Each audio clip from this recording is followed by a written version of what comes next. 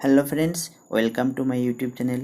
আজকে আমি তোমাদের জন্য ইংরেজিতে কীভাবে কোশ্চেন করতে হয় সেই সংক্রান্ত একটা নিউ টপিক নিয়ে হাজির হয়ে গেছি। প্রথমে দেখো, আমরা শিখবো যে ইংরেজিতে কীভাবে কোশ্চেন করতে হয়। প্রথমে কী লেখা আছে দেখো, যে তুমি কী চাও, তাহলে ইংলিশে কী হবে? What do you want? I want a glass of water, I want a glass of milk, যা খুশি বলতে পারো।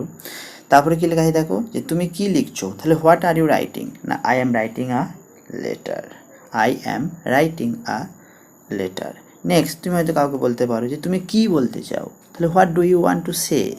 তার রিপ্লাই থেকে দিতে পারে, সে হয়তো বলবে নাথিং, আমি কিছুই বলতে চাই না। নেক্সট, তোমার বাবা কী কাজ করেন? তাহলে হোয়াট ইজ ইয়োর ফাদার? তার মানে হচ্ছে তোমার বাবা পেশা কী? তোমার বাবা পেশায় কী করেন? না, he is a teacher, he is a doctor, he is a professor, যা খুশি রিপ্লাই হতে পারে। নেক্সট, তোমার নাম কি? কোনো অপরিচিত ব্যক্তির কাছে জিজ্ঞাসা করো, সেটা কেমনভাবে জিজ্ঞাসা করবে? না, what is your name? My name is Amitabh, my name is Riya, যা খুশি সে উত্তর দিতে পারে রিপ্লাই হিসাবে। তোমার মা কি করেন? What is your mother? Reply কী হতে পারে? না, she is a housewife, she is a school teacher, যা খুশি হতে পারে তার রিপ্লাই। নেক্সট, তুমি আজকাল কি করছো? তাহলে এটা ইংলিশে কেমন বলবো? না, what are you doing these days?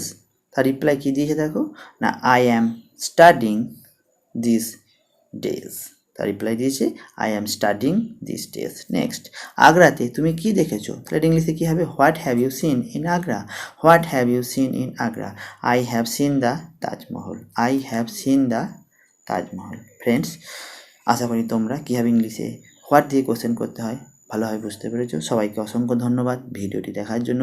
Video যদি ভালো লাগে অবশ্যই লাইক করবে, আর আমার চ্যানেল যদি নতুন হও অবশ্যই চ্যানেলটিকে সাবস্ক্রাইব করতে ভুলবে না।